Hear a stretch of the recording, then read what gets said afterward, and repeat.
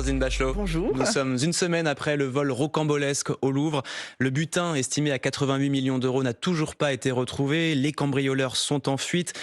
Il y a une vive émotion en France, un peu partout dans le monde. On va parler avec vous avec précision de ce vol et qui a eu lieu, vous qui avez été durant 2 ans ministre de la Culture. Rachida Dati a dit cette semaine la protection, la sécurisation du patrimoine a toujours été sous-estimée. Ça veut dire que ce manquement viendrait de loin ? D'abord, on comprend l'émotion et c'est un vol tout à fait regrettable, même si l'hystérisation du débat est sans doute un peu forte, car effectivement, tous les musées du monde sont menacés et sont l'objet de vols ou de tentatives de vol. On l'a vu par exemple à Dresde, où on a volé plusieurs centaines de millions de bijoux. D'ailleurs, c'est assez intéressant de voir qu'on est passé des tableaux au vol de bijoux parce que la surcotation des métaux précieux est évidemment un facteur désirable pour les malfrats qui s'adressent aux biens culturels. Les C'est spécialistes disent extrêmement... que les musées sont les nouvelles bijouteries. Voilà, exactement. Et c'est évidemment très difficile de sécuriser des musées parce que ce sont très souvent des bâtiments historiques. On l'a avec le Louvre, à 800 ans de construction, bâtiments dans lesquels on fait rentrer de plus en plus de personnes. Hein. Ouais. La pyramide du Louvre a été conçue pour accueillir 3 millions de personnes, on en a 9 millions. Le président de la République a lui-même dit qu'il fallait en faire rentrer 12 millions avec une nouvelle entrée en face de Saint-Germain-l'Auxerrois. Mais cette sécurisation, c'était un sujet quand vous étiez ministre ? Moi, j'ai eu une malchance extraordinaire. Les musées étaient fermés quand j'étais ministre de la Culture avec le Covid. Donc, la question se posait pas de cette façon à ce moment-là. Mais effectivement, la sécurité est une question récurrente. Des crédits sont évidemment extrêmement importants fléchés vers les musées. Ensuite, les directions des musées font leur affaire des travaux qu'il y a à faire. Et la présidente directrice générale est à la manœuvre pour faire cela. Et je sais que la sécurité est un de ses soucis. Et d'ailleurs, dans le projet qui devrait mobiliser entre 700 ou 800 millions d'euros, il y a plus de 80 millions qui sont dédiés à l'amélioration de la sécurité. Mais très précisément, alors on ne connaît pas... Très précisément, il y a 3 ans que je ne suis plus aux affaires. Bien sûr, on ne connaît pas encore les conclusions de l'enquête administrative, mais on sait, la direction du Louvre a dit que le protocole avait fonctionné, les alarmes ont retenti, les vitres avaient été changées en 2019, mais Laurence Descartes, qui est donc la patronne du musée du Louvre, a demandé l'installation d'un commissariat à l'intérieur du musée. Est-ce que vous pensez que vraiment c'est ce vers quoi il faut aller ? Ce qui est intéressant d'ailleurs dans les propositions qui sont faites pour améliorer la sécurité du musée, on n'en voit pas beaucoup qui auraient permis d'empêcher ce cambriolage. L'installation d'un commissariat, c'est certainement une bonne idée. Je vois pas du tout en quoi l'installation du commissariat aurait permis de faire cette espèce de raid extrêmement rapide. Écoutez, c'est ce que dit d'ailleurs Laurent Nunez aujourd'hui dans la Tribune dimanche. Il dit que c'était pas forcément une nécessité, sinon on va commencer à en mettre partout. Voilà, je n'ai pas encore lu la Tribune dimanche, mais alors si j'ai la même opinion que Laurent Nunez, vraiment, j'en suis ravi. Non mais... Vraiment, ça pose aussi une réflexion qui doit se mener sur qu'est-ce que c'est qu'un tourisme de masse dans un bâtiment historique et face à des milliards d'œuvres d'art. C'est pas un coffre-fort. Il faut d'abord les entretenir. Hein, il faut les restaurer souvent. Il faut assurer la sécurité, pas seulement contre le vol, mais contre l'incendie. On l'a vu avec Notre-Dame de Paris ou avec Saint-Pierre et Saint-Paul à Nantes, ou contre les prédations, des destructions qui sont voulues, et pas seulement en balançant de la soupe sur les œuvres. Est-ce qu'on ne s'est pas un peu trop concentré sur ces sujets-là d'ailleurs ces derniers mois, ces dernières années ? Oui, je me dis que... vraiment, le surtourisme devient un facteur de dangerosité extrêmement important. J'aime bien citer la phrase de Gomez de Avila, « Le barbare détruit, le touriste profane », ou celle de Jean Missler qui dit « Le tourisme est une industrie qui transporte des gens qui seraient mieux chez eux vers des endroits qui seraient mieux sans eux ». Et l'idée même de faire venir 12 millions de personnes dans le Louvre avec des problèmes de sécurité insolubles, si on veut aussi permettre que les gens voient les œuvres, les regardent. Hein.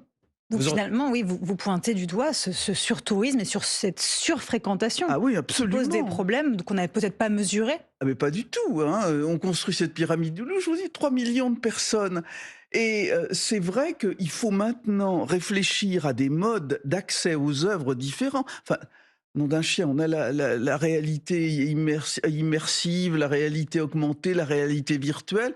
Est-ce qu'il n'y a pas une partie de la découverte des œuvres qui peut être faite loin des œuvres et de permettre de diminuer la pression sur ces bâtiments et ces œuvres? Politiquement, vous auriez accepté, vous, la démission de la patronne du Louvre, Ah non, Laurence je ne l'aurais Descartes? pas accepté, il n'y a aucune raison.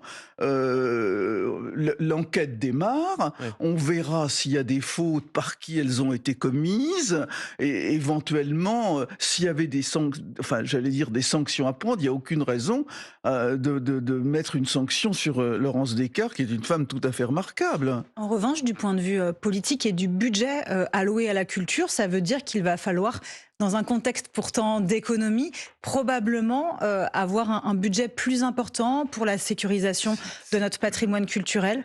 C'est toujours la même chose, hein. La France est un pays qui consacre beaucoup d'argent à son Absolument. patrimoine. C'est de loin le pays qui consacre le plus d'argent à son patrimoine, à la fois de la part de l'État et des collectivités territoriales. C'est vrai que quand on a un patrimoine de 50 000 bâtiments classés, enfin près de 50 000 bâtiments classés ou inscrits, dans lesquels la puissance publique doit intervenir pour toutes sortes, pour tous les dossiers que je viens d'évoquer, sans compter les bâtiments qui sont en périphérie de ce patrimoine, qui eux aussi méritent d'être protégés. Ce que fait Stéphane Bern dans dans le loto du patrimoine, ce que fait la Fondation du patrimoine sur du patrimoine non protégé, c'est tout à fait considérable. Mais vous avez raison de dire, on se dit on a 3 300 milliards de dettes. Ce qu'il faut faire, c'est creuser encore pour le patrimoine, mais ça vaut peut-être le coup. Quant aux répercussions politiques dans cette affaire, à l'Assemblée nationale, le député Les Républicains Alexandre Portier, qui est le président de la commission des affaires culturelles, il a réclamé l'ouverture d'une enquête parlementaire après ce vol et il considère que l'État a été défaillant. On l'écoute, il était sur le plateau de LCP. On a fait des choix politiques ces dernières années et ces choix ont souvent favorisé le culturel, le sens de l'événementiel, la société du spectacle. Et c'est très bien, l'éphémère, la fête, les festivités, etc. Sauf que ça s'évapore très vite et qu'en face, on n'est même plus capable aujourd'hui de protéger l'intemporel. C'est-à-dire ce qu'on doit transmettre à nos enfants. C'est ça la définition du patrimoine et aujourd'hui, on est défaillant là-dessus. Il a raison, on a trop favorisé le spectacle, les arts Il est vivants. trop tôt pour le dire qu'un bâtiment culturel de l'importance du Louvre fasse de l'événementiel, c'est-à-dire aussi de la communication vis-à-vis d'éventuels mécènes.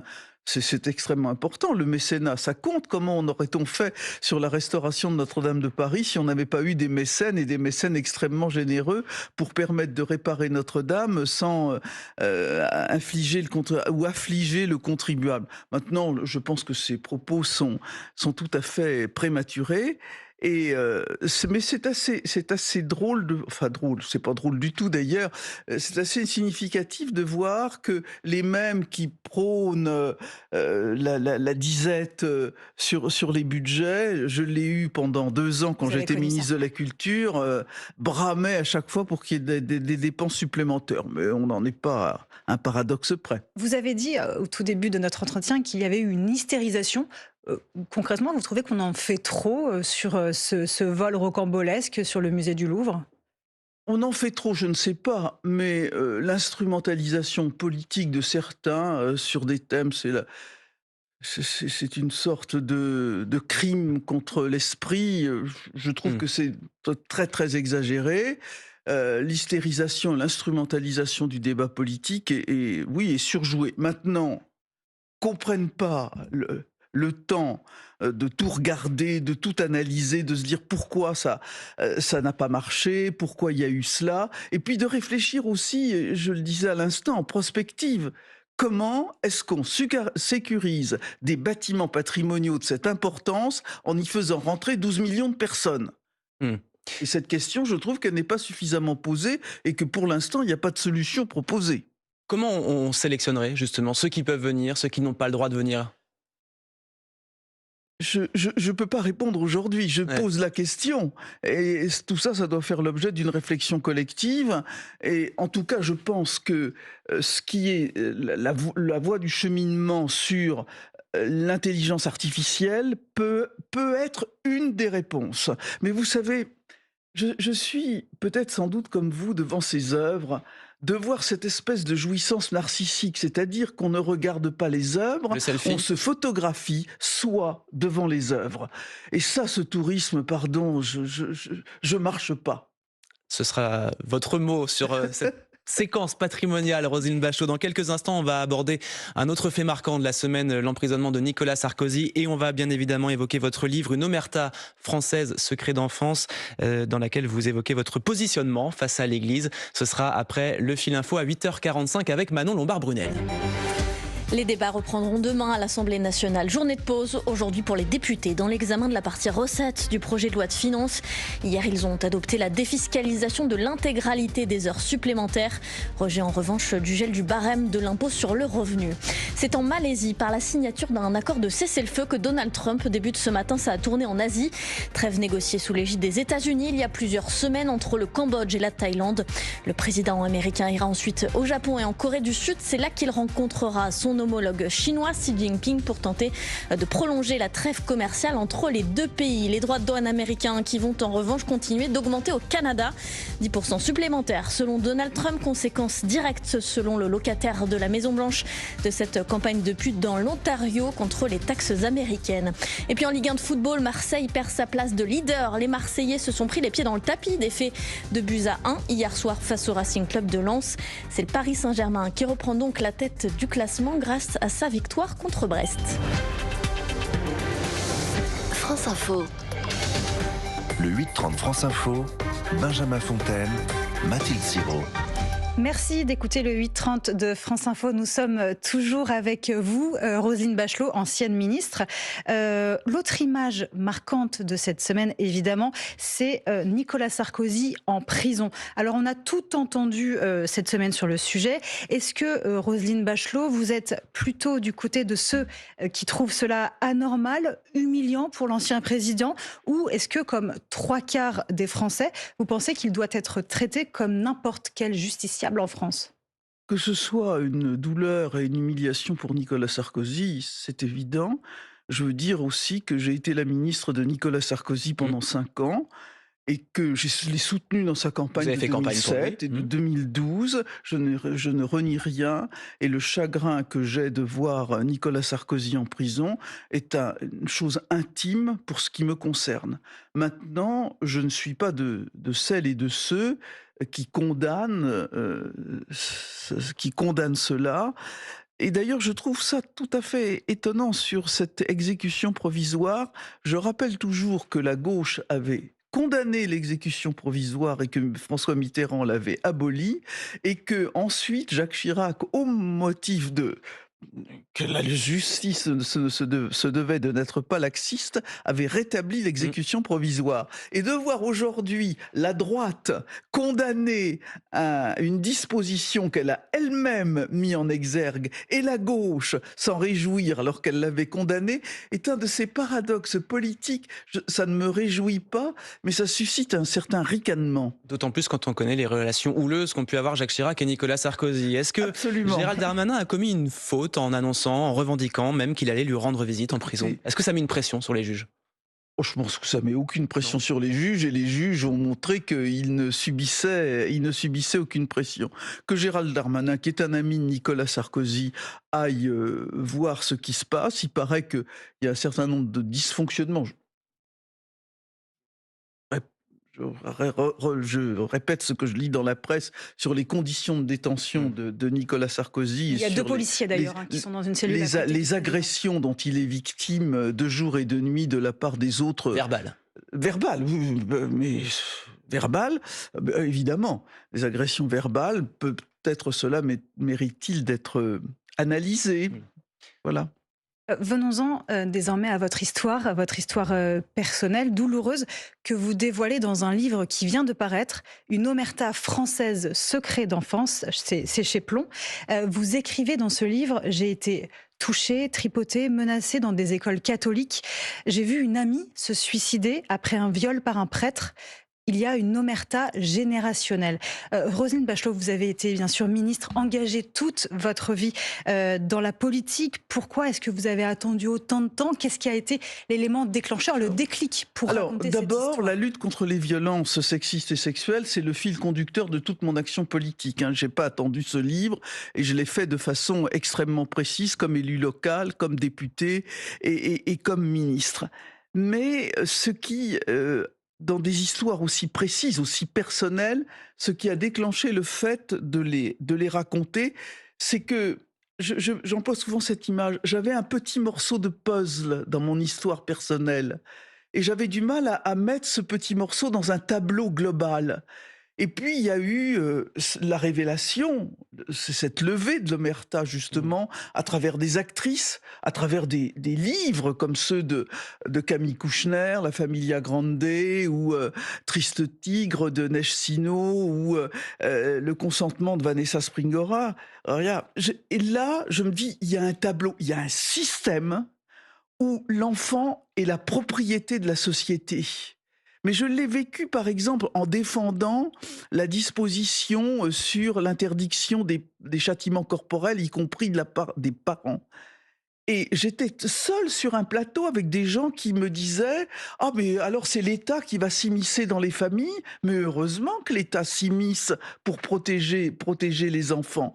Et mais donc, est-ce que politiquement, électoralement, c'était un peu compliqué pour vous, très clairement, Roselyne Bachelot? Alors, ce que j'ai constaté, moi, tout au long de ma carrière politique, c'est l'influence de l'Église catholique dans le fonctionnement de la politique. Et c'est ce que je raconte dans le livre. On sait, alors... sur un certain nombre d'histoires personnelles, que des hommes comme François Mitterrand, Valéry Giscard d'Estaing ou Jacques Chirac n'ont pas divorcé parce que c'était un motif de rejet de la part de l'électorat. Quand j'ai voté, j'ai milité depuis des années pour le pacte civil de solidarité qui s'appelait à l'époque le contrat d'union civile et sociale, j'ai été convoqué par l'évêque d'Angers en me menaçant d'être battu aux élections si je continuais ce combat. Enfin, effectivement, il y a une influence de l'Église catholique qui diminue dans l'exercice précis de la spiritualité et de la religion, mais qui reste extrêmement fort dans la société. Et vis-à-vis de ces violences sexuelles, de ces agressions sexuelles, vous avez des mots très durs par rapport à l'Église. Ils sont cités dans le livre, vous la qualifiez d'organisation criminelle. Est-ce que ce n'est pas un peu excessif ? C'est-à-dire des crimes sexuels, il y en a dans toutes les institutions, et je les cite dans mon livre, l'éducation nationale, le monde de la culture, le monde sportif, et je dirais chaque jour amène son lot de découvertes absolument dégoûtantes. Ce que je dénonce, c'est le système. Et c'est en cela qu'on peut parler d'organisation criminelle. Est-ce que vous ne déresponsabilisez pas tous en ne visant que l'Église ? Mais je le dis de toutes les organisations et j'en cite des exemples. Et si je parle de l'Église, c'est parce que justement, j'ai été élevé dans l'Église catholique. Et d'ailleurs, je rends hommage à des professeurs, à des éducateurs qui m'ont tellement apporté. Le patrimoine français est à 80% un patrimoine religieux. Mais je dis oui, il y a un système. Quand par exemple, on sait depuis 1955 les crimes de l'abbé Pierre, figure iconique, que l'Église a mis, j'allais dire, en tête de vitrine. Excusez cette formule un peu triviale, mais en 55. Et la loi de l'omerta, elle sévit pendant 40 ans. Donc c'est bien qu'il y a un système. Et c'est ce que vous dénoncez effectivement dans votre livre. Une omerta française, secret d'enfance, Roselyne Bachelot, c'est paru chez Plomb. Merci d'avoir accepté notre invitation. Interview à retrouver en intégralité, en vidéo sur notre page YouTube. Merci Mathilde, on vous lit bien évidemment dans les pages politiques du Point. L'info continue sur France Info.